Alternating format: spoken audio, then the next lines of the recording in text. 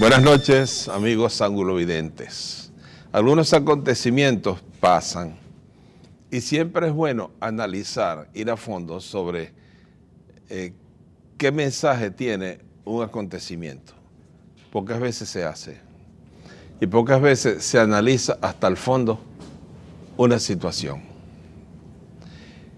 He estado viendo todo lo que ha salido sobre la operación Jaque. Y me parece que allí faltan muchas cosas por ahondar. Y ese ahondar significa un proceso filosófico. Por eso tenemos en esta noche a un filósofo, un joven que durante 10 años estudió en la Pontificia Universidad Gregoriana, doctor en filosofía. Y además de allí pasó a la Sorbona, donde perteneció a un cuerpo de investigación, ganó premios internacionales, porque vale la pena esta operación Jaque ir más al fondo de una serie de detalles. Bienvenido, Miguel Ángel Pérez. Muchísimas gracias, padre. Es un honor estar aquí con usted. En filosofía se ve bien lo que es la casualidad y la coincidencia, porque en ambos casos son la concurrencia de varios acontecimientos hacia un mismo fin. Solo que la casualidad, nadie sabe que eso se va a dar. En la coincidencia, eso se organiza. En base a esto, doctor Miguel Ángel Pérez, hay una coincidencia en el caso de la operación Jaque.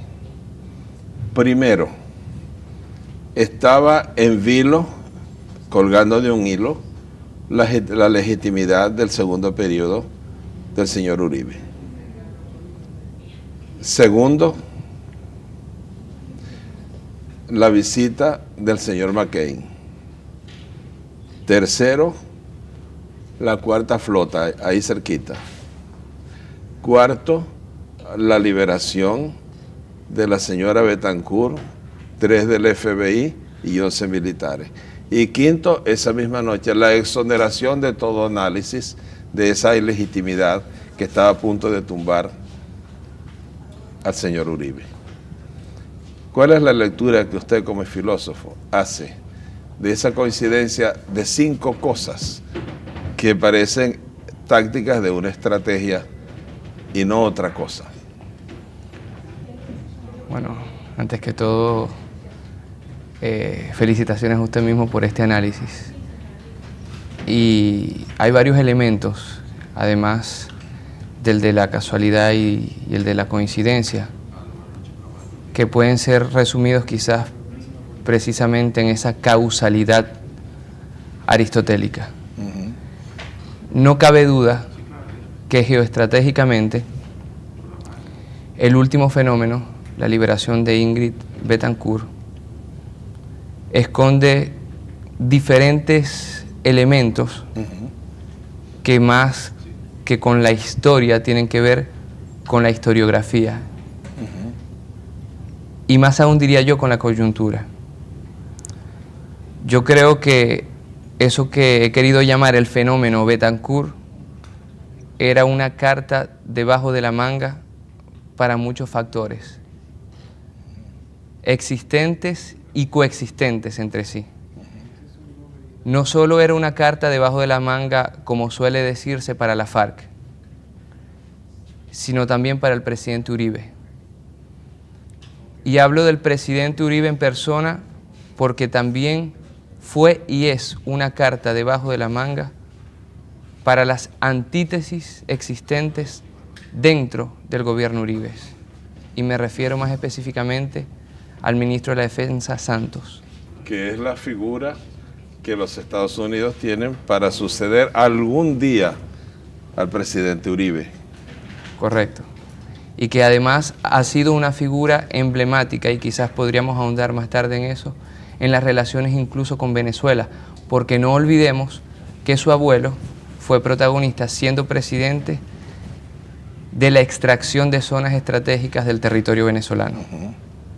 Y tampoco olvidemos que su familia hace parte de los magnates de los medios de comunicación en Colombia. Santos, ¿no? Santos. Sí, del tiempo, ¿no? El tiempo, entre otros tiempo, medios. Sí. Pero también es una carta debajo de la manga para los Estados Unidos, y aunque muchos miren románticamente también la participación de Francia, es una carta debajo de la manga para Francia. Y el lamparón que hay allí, la gran polarización es sentimental, ¿no? Ay, liberaron al fin a la señora Ingrid Betancourt, ¿no? De lo cual todos nos alegramos, porque nos alegramos de la liberación de todos. Y lamentamos que diera la impresión que era la única que estaba cautiva, que nadie más quedó cautivo, sino que ya se resolvió todo porque ya soltaron a la señora Ingrid Betancourt. Ahora, ese debajo de la manga y debajo de la manga internamente del gobierno del señor Uribe, debajo de la manga del gobierno de los Estados Unidos, debajo de la manga del gobierno de Francia, ¿a dónde va? Yo creo que va un poco a alimentar esta metodología que ha venido utilizando, entre otros, el gobierno de Uribe de show mediático. No cabe duda que los patrones de conducta de los medios de comunicación en Latinoamérica están siendo dictados por Colombia. Y detrás de Colombia, evidentemente, el gobierno de los Estados Unidos. Si usted ve algunos fenómenos que se han dado, que no son casuales, sino que son causales. Tienen como causa primera, como diría el mismo Aristóteles, precisamente el pautar una línea de matriz, no solamente de información, sino lo que es aún más grave, de conocimiento. Padre Ocando, cada vez que ha habido un evento importante en Latinoamérica, cualquiera que éste sea, ha sido obnubulado por un suceso creado desde Colombia. Pensemos a las reuniones de UNASUR y pensemos al ataque, por ejemplo, a Ecuador. Sí. ¿Podría usted decir o no, que Bogotá sigue siendo el virreinato, no ya del Imperio Español, sino sigue siendo el virreinato del Imperio Norteamericano? Porque la estructura es de virreinato. Sin lugar a dudas. El problema está, padre, en que ese virreinato está dividido al interno, está dividido entre una especie de aristocracia provincial y una aristocracia de la capital. Está dividido entre... Muy fuerte. Muy fuerte. Y que se está aprovechando precisamente del desgaste del presidente Uribe para salir adelante. El presidente Uribe representa de alguna manera la aristocracia de la provincia. Sí, de Medellín. De Medellín. ¿Usted cree que se está dando esa lucha de aristocracia provinciana con aristocracia capitalina? Sin duda alguna, y de hecho el fenómeno que une a estas dos aristocracias es la FARC. La FARC. Sin FARC no existiría esa aristocracia, o dicho de otra manera, sin FARC no existiría esta democracia propuesta por Uribe, esta democracia de la seguridad, del golpe duro, del atentar contra los derechos humanos en nombre de la democracia misma. ¿Alguna persona que tenga una conciencia analítica y una preparación analítica podría aceptar esta coincidencia de 5 factores como coincidencia o como una estrategia de los Estados Unidos? Yo creo que no, y hemos caído una vez más, muchos han caído en este show mediático, ¿no? En ver el efecto y no la causa, en jugar con los sentimientos. Y lo que es aún más grave, y usted lo mencionaba hace poco, en pensar que Ingrid Betancourt es la única secuestrada, es decir, en individualizar los derechos humanos. Sí, buscaron liberar un símbolo, no a un ser humano. Seguimos con sus bombolones.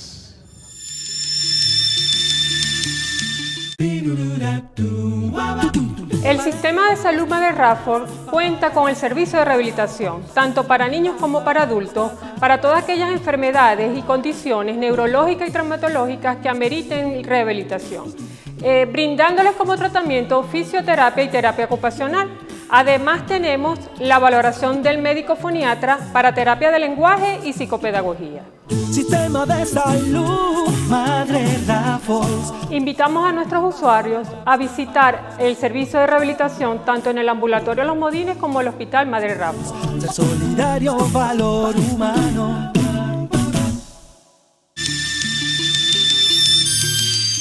Usted al principio, doctor Miguel Ángel Pérez, hablaba de la causalidad aristotélica.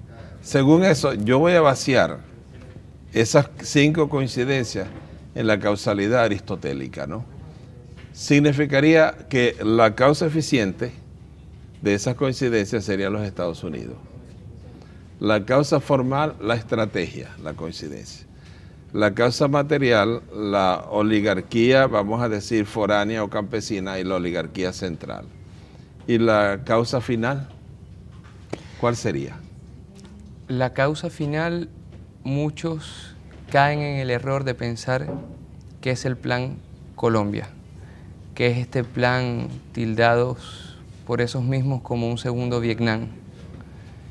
Yo creo que están equivocados, yo creo que se quedan cortos. Yo creo que la causa final es el plan Venezuela, creo que la causa final es el plan Brasil, creo que la causa final es el plan Latinoamérica.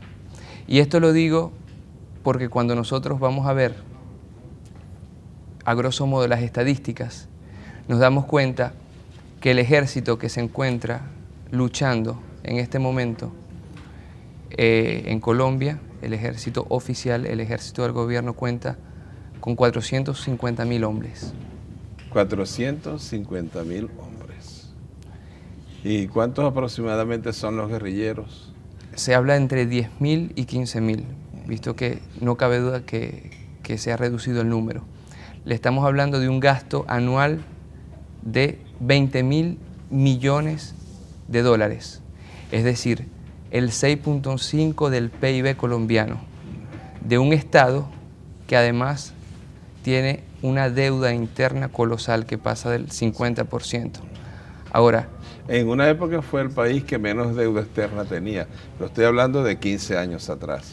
Deuda externa. No es el caso ahora, y de hecho podemos entrar más adelante en el detalle del Estado colombiano como tal, ¿no? O del narcoestado colombiano.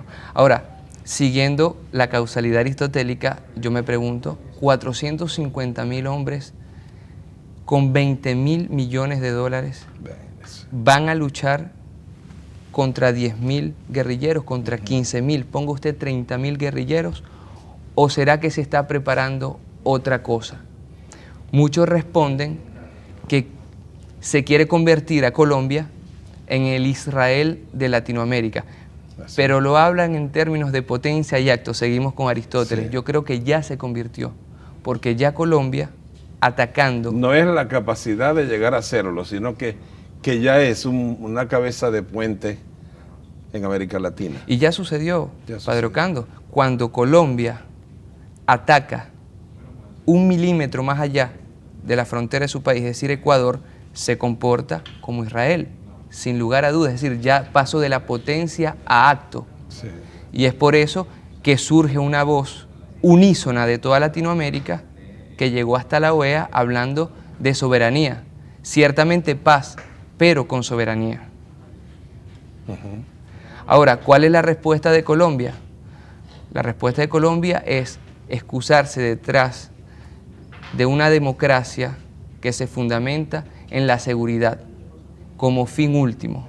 Y si esta seguridad tiene que pasar por amedrentar los derechos soberanos de las naciones y los derechos humanos de las personas, pues hay que hacerlo.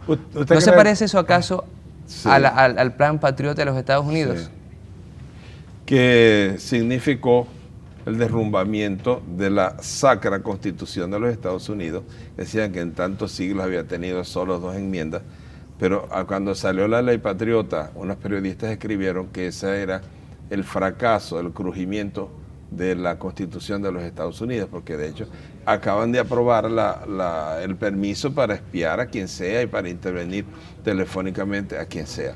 Ahora, naturalmente que si uno ve los hilos entre los distintos presidentes de Estados Unidos, de Colombia, uno ve que uno fue hijo del otro y el otro era nieto del otro que había sido presidente y el otro y un cardenal tal que era hermano del presidente. Es decir, son las mismas familias las que en Bogotá imponen y deciden. Claro, el señor Uribe no es de Bogotá. Yo imagino que lo verán como un advenedizo porque no vive en Bogotá, es decir, no ha hecho su vida en Bogotá. Ahora, ¿usted cree que el presidente Uribe es consciente, plenamente consciente, del papel que los Estados Unidos le han asignado o está siguiendo a ciega un guión? Yo creo que el presidente Uribe ha caído en la trampa de la metodología de inteligencia de los Estados Unidos. Es decir, inflar a una persona que se cree en sí misma fin y que no es más que un medio. Como inflaron a Saddam Hussein cuando Reagan estaba con el problema de los secuestrados en Irán. Lo usaron y lo consideraron y lo exaltaron como un gran gobernante, los Estados Unidos. Y no es un ejemplo muy lejos de la realidad, porque cuando yo veo las tentaciones bélicas de Colombia y de Venezuela, pienso mucho a Irak e a Irán. Es decir, dos países que los países occidentales llevaron a la guerra durante 10 años y que una vez que los dos países estaban derrotados y que además se dieron cuenta de que Irán era mucho más difícil de lo que ellos pensaban, ¿qué hicieron?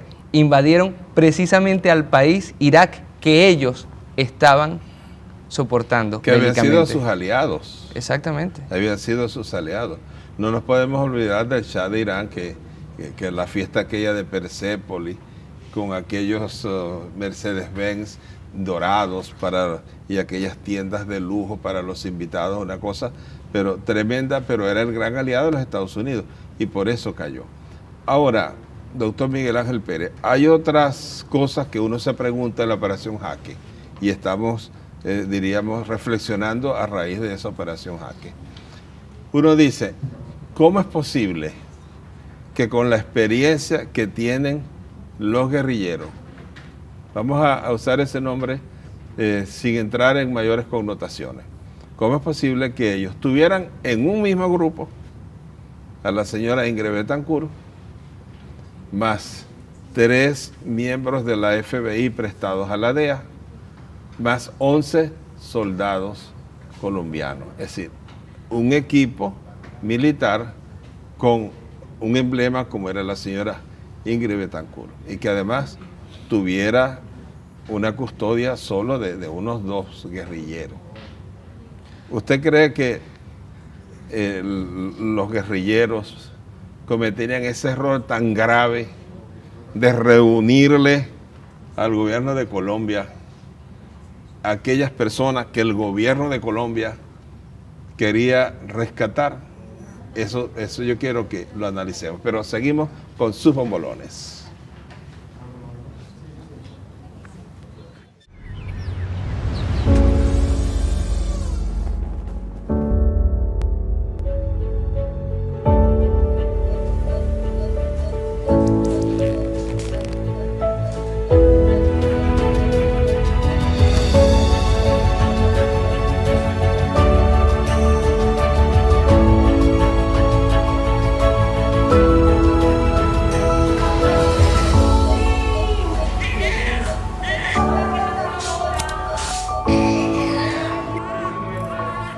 Nacer en Madre Raffles.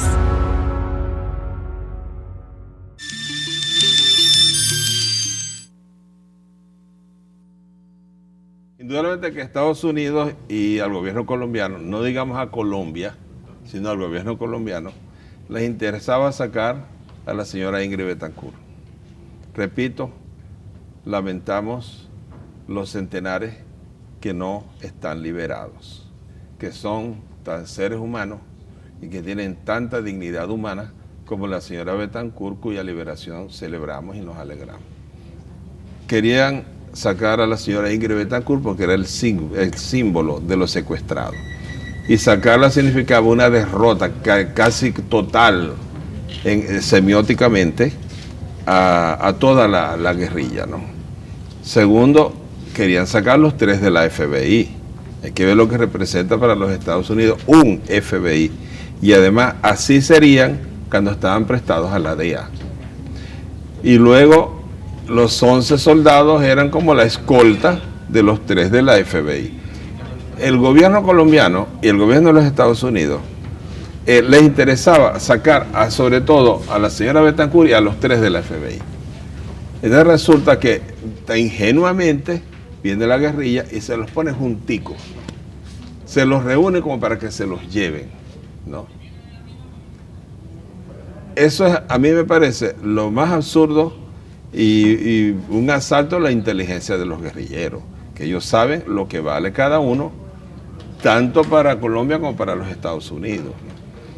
Esa congregación y esos pocos vigilantes están con personas que tienen experiencia militar, y tampoco, porque eran pocos, quedaron 2, ahí no hubo nadie muerto, ahí no hubo nadie herido, ahí no hubo nada, sino suavemente entraron en un avión y salieron, a un helicóptero y salieron. Entonces, esa otra coincidencia de personas, de los grupos interesantes, ¿qué lectura les da a usted como filósofo? Esa coincidencia es un atentado contra la razón. Sí.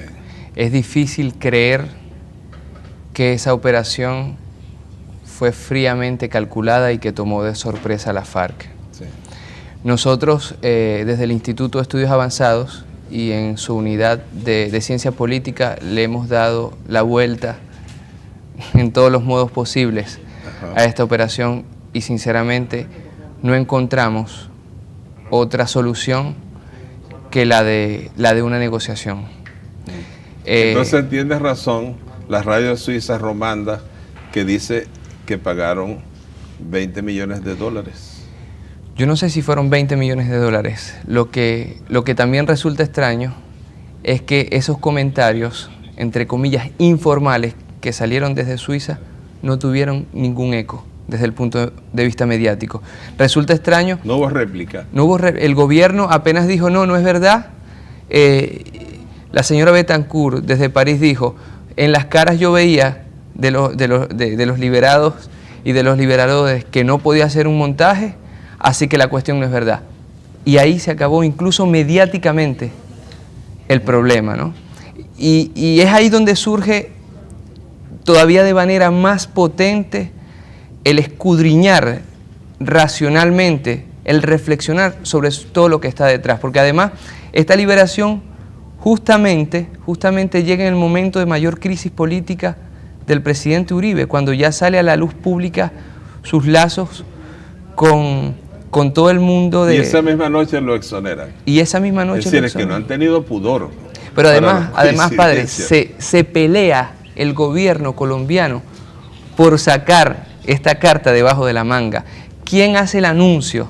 Santos, tomando casi el lugar del presidente de la República. Y hay una disputa interna desde el mismo gobierno a ver quién le saca provecho al fenómeno, al símbolo, como lo llama usted, de Ingrid Betancourt. Y cuando yo justamente estaba en esos momentos en París dando unas conferencias, cuando llega la señora Ingrid Betancourt a Francia, ¿no? Pero no se convierte la señora Ingrid Betancourt en un boomerang para el gobierno colombiano. No se convierte en un antisigno para el gobierno colombiano, porque ella fue candidata a la presidencia de la República. Y no vayamos a decir que no, que ella no aspira, sino estar tranquila con los hijos. Es que hay varias. Ella es una política profesional. Hay varias Ingrid Betancourt. Ajá. Está esta Ingrid Betancourt que tenía el 2% de las intenciones de voto antes de ser secuestrada. Y después está la Ingrid Betancourt secuestrada, casi muerta, que después sale un estado de salud que el gobierno francés dice que es milagrosamente bueno. Y después hay muchísimas Ingrid Betancourt. La Ingrid Betancourt que da las primeras declaraciones yo lo siento, pero en honor a la reflexión y a la razón, esas declaraciones parecían ser escritas por el Ministerio de la Defensa colombiano. Y si vemos semióticamente, y si examinamos semióticamente, todos los videos de ese momento, se ve cómo el ministro Santos revolotea para acá, revolotea para allá, pero se ve como un triunfalismo estudiado. No se ve el gozo sincero, no puedo decir que no era, pero no se ve. No puedo decir no existe, pero no se ve una alegría sincera, un gozo sincero de que hemos tenido una liberación. Iba y abrazaba y volvía, le tocaba el hombro, iba para allá, venía, se reía con los periodistas, iba, avanzaba, primer plano, como si le hubieran dicho, usted tiene que robarse el show, como se suele decir de una manera ordinaria, ¿no? Pero según lo que usted está diciendo, se está dando una antítesis entonces entre el presidente Uribe y el señor Santos. Sin duda alguna. De hecho, continuamos con los signos, continuamos con la interpretación semiótica. Ella sale vestida de militar. Ese es un punto que tenía por allí, porque yo me pregunto, ¿por qué sale vestida de militar? Hasta con gorra militar. Pues decía, bueno, primero a nosotros nos habían engañado semióticamente. Nos habían presentado una foto donde ella estaba con un pelo largo, ya diríamos casi agonizando. Yo me conmoví de ver esa foto que el gobierno colombiano publicó, que hoy con la tecnología que hay, una persona gorda la pueden poner muy delgada y pueden retocar. Pero esa foto donde ella sale muy mal, dice, no, es una foto vieja. Bueno, tendría que estar peor después que en ese momento. Y cuando sale una señora incluso bella, ¿no? Una señora con glamour, una señora con buen color, una señora en buenas condiciones físicas, tantas que 2 días después toma un viaje para París, 2 días después. Entonces, yo diría, bueno, le pusieron un chaleco militar que además han podido llevar, como se hizo en el caso anterior, cuando Venezuela intervino, les llevaron ropa y maquillaje y todo, que era muy lógico porque no era hacer un show con ella. Pero además de la chaqueta militar, que podía no usarla y tener la blusa que tenía debajo, la gorra también militar encasquetada, y uno dice, bueno, ¿por qué eso? ¿Por qué eso? ¿Por qué esa cosa tan burda? Porque es que es burda.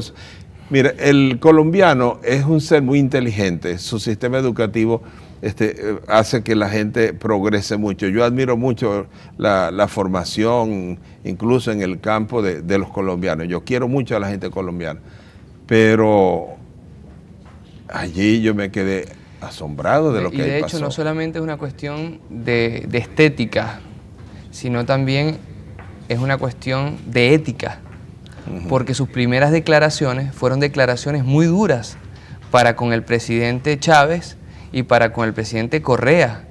El primero de ellos, incansable luchador junto con su madre, que se declaró ella misma chavista en varias ocasiones, incansable luchador por la libertad de Ingrid Betancourt, y además del presidente Correa, que acababa de recibir una violación de sus propias fronteras, ¿no? Tenemos que desentrañar los discursos de la señora Ingrid Betancourt, porque usted decía hace un rato que estaba en París cuando ella llegó. Seguimos con sus bombolones.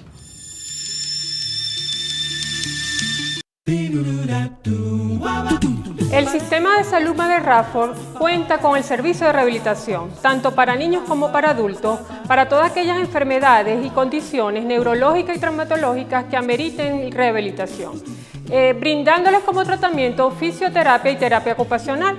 Además tenemos la valoración del médico foniatra para terapia de lenguaje y psicopedagogía. Sistema de salud Madre Raffles. Invitamos a nuestros usuarios a visitar el servicio de rehabilitación tanto en el ambulatorio Los Modines como el Hospital Madre Raffles. Ser solidario, valor humano. Pienso que cuando se da un acontecimiento es sumamente importante analizar las imágenes, además del lenguaje verbal. Analizar el lenguaje no verbal, porque hay muchas cosas que no se escuchan pero se ven.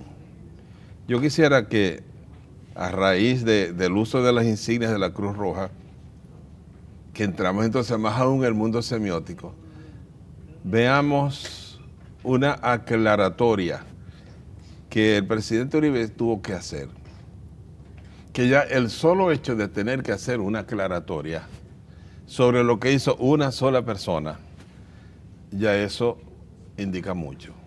Vamos a las imágenes. Como lo dice Miguel Padilla, totalmente previsiva. Nadie puede quejarse de que esos helicópteros hubieran utilizado insignias. Es bueno anotar eso ante el mundo. ¿Usted reparó el color del helicóptero? Blanco. Le miró a ver si tenía insignias. Ah, claro, presidente. Nos hemos vuelto, después de tantos años en la guerrilla, expertos en identificar quién está al frente nuestro. Sí, por eso te digo que era muy extraño. Yo decía, bueno, ¿esto qué es? ¿Es un helicóptero blanco? La Cruz Roja, no. Francia, menos. No había ninguna bandera, no había ninguna señal. Ese video es desconcertante. Primero dice el presidente Uribe que nadie debe quejarse de que el helicóptero use insignia. Pero ¿a cuáles insignias se refiere? No nos podemos quejar porque usen insignias que no deben usar. Si dijera insignias de la aérea colombiana, uno diría, claro, si es un avión de la Fuerza Armada Colombiana, es lógico que carguen sus signos. Pero fíjese la frase, ¿no? Nadie debe quejarse de que usen insignias, punto, hasta ahí. Y luego, ese desconcierto que muestra la señora Ingrid Betancourt, ella que tiene tantísima fluidez, no solo en castellano, en francés tiene una fluidez asombrosa, en inglés también, yo la vi entrevistada por Jerry Louis, tiene más fluidez, claro, en francés que en inglés, pero allí ella duda, ella vacila, no, claro, gaguea, una Ingrid Bergman gagueando. Podía ella en ese momento contrariar al presidente porque prácticamente el presidente Uribe la puso contra la espada y la pared. Nosotros la acabamos de liberar. ¿Usted vio algunas insignias? Bueno, sí, nosotras que sí, que vemos. ¿Podría interpretar eso que acaba de ver? Padre, los dos sabían muy bien que están delante a un crimen de guerra según la Haya. Un crimen de guerra según la Haya. Este tipo de utilización de signos en tiempos bélicos, en tiempos de guerra, es de una gravedad absoluta y los dos lo sabían. Ahora, esta es la primera Ingrid Betancourt justo después de la liberación. Es decir, esta es una muestra más de una Ingrid Betancourt cuyas palabras han sido escritas por el gobierno colombiano. Pero es que ellas que están convincentes, allí es lo contrario, allí no convence a nadie, porque ella misma se ve como dudando de lo que ella dice. Es que fundamentalmente nosotros podemos establecer un paralelismo entre las anteriores liberaciones pacíficas, sí, un poco alimentadas por la gestión del presidente Chávez, en las cuales de lo primero que se habla es de paz, de alegría, hay gritos, y una Ingrid Betancourt liberada, junto con algunos marines y otros semiescoltas, sí, en el cual hay un estupor, hay un forcejeo de las declaraciones, hay una contradicción que no solo se ve reflejada con el tema de los signos y los símbolos y las divisas, sino que se sigue alimentando los días posteriores, porque entonces habría una Ingrid Betancourt A, una B, una C, y así ad infinitum. ¿Y la hay? La hay. La hay. Eso es bueno que también lo tomemos y lo analicemos. Pero cuando uno se acerca a ese video, uno dice, semióticamente les hubiera convenido mejor o no decir nada o hablar el presidente solo. Porque ella allí, con su actitud, por su gagueo, era tan fácil decir, no, yo no vi nada. Pero entonces ella empieza a explicar, a gaguear, da vueltas y al final dice. Es decir, lingüísticamente, eso para ellos fue perjudicial. Pero después hablan del que usó un signo, nada menos que el signo de la Cruz Roja. Nada menos que el signo de la Cruz Roja. Vamos a ver qué es lo que él explica en relación con un solo hombre, un solo soldado, yo no sé qué graduación tenía, que usó el signo de la Cruz Roja, por supuesto, para engañar a los que estaban ahí. Vamos a seguir viendo lo que sucedió. A los altos mandos ha dicho que cuando el helicóptero se aprestaba a aterrizar, él vio tal cantidad de guerrilleros que se puso en una situación de mucho nerviosismo, que temió por su vida y que sacó el pedazo de tela con los símbolos del Comité Internacional de la Cruz Roja que llevaba en su bolsillo y lo puso sobre su chaleco. Allí hay varias cosas, ¿no? En primer lugar, llevan a un operativo supuestamente de recuperación, supuestamente con aquellos grupos que les han matado muchísima gente y en los cuales ellos le han matado muchísima gente. Gente que no tiene control sobre sus emociones. Entonces uno dice, si para esos operativos buscan gente muy curtida, no van a buscar aquel que ve a aquellos a los que va a buscar y se empieza a temblar, ¿no? ¿A qué fue allá al monte? Precisamente, supuestamente, a encontrarse y entrabarse con los guerrilleros y quitarle los rehenes. No, entonces él llega y ve guerrilleros y se asusta y se pone nerviosísimo. ¿Qué esperaba ver él? Esperaba ver que unas niñas vestidas de blanco que llevaran coronas de flores. Entonces dice que se puso nervioso. Primero, eso es absurdo, porque para esos operativos escogen gente con mucha posesión de sus pasiones y de sus reacciones. Pero dice, ahí en el video desgraciadamente no aparece, que desobedeciendo las instrucciones recibidas de no usarlo, lo usó. Lamentablemente ese pedazo allí falta. ¿Cuándo se le prohíbe a alguien usar algo? Cuando eso que va a usar existe allí. Y yo pregunto entonces, ¿qué hacen unos signos de la Cruz Roja dentro de un avión militar? Sin duda alguna, además de lo que usted está mencionando, está el hecho de que esos niños de pecho a los cuales le dio miedo ver a unos guerrilleros, que además eran una minoría. A quienes iban a buscar, dio muchos guerrilleros, una cantidad de guerrilleros. Estaban asesorados por el Mossad de Israel, cosa que no lo digo yo, porque las felicitaciones la hace la misma Ingrid Betancourt y está asesorada bajo las premisas del plan Colombia. Ella felicitó al Mossad. Eso fue una de las...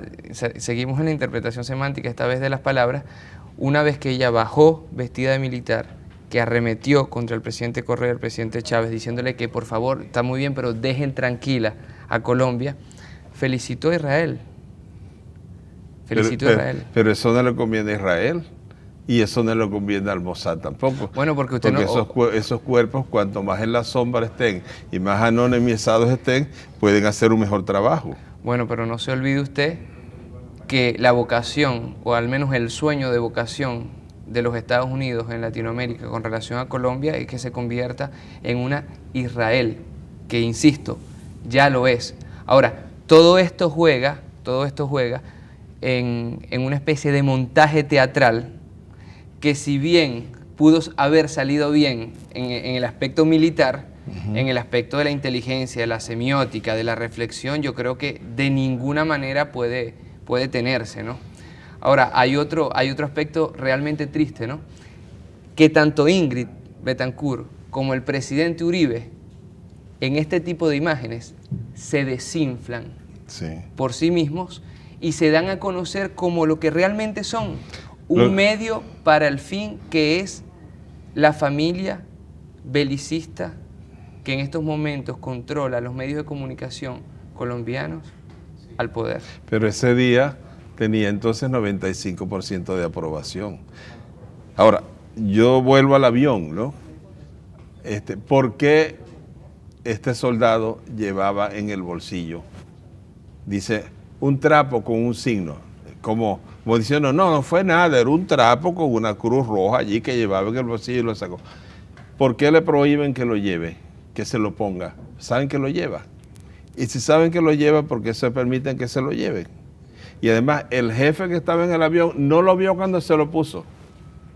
No se lo vio puesto. No, y sobre todo que el presidente Sí, una Uribe cosa que tenga es un insulto a la inteligencia. que pedir disculpas como lo hizo. Sin nombrar, claro. Sin nombrar, pero que tenga que pedir disculpas.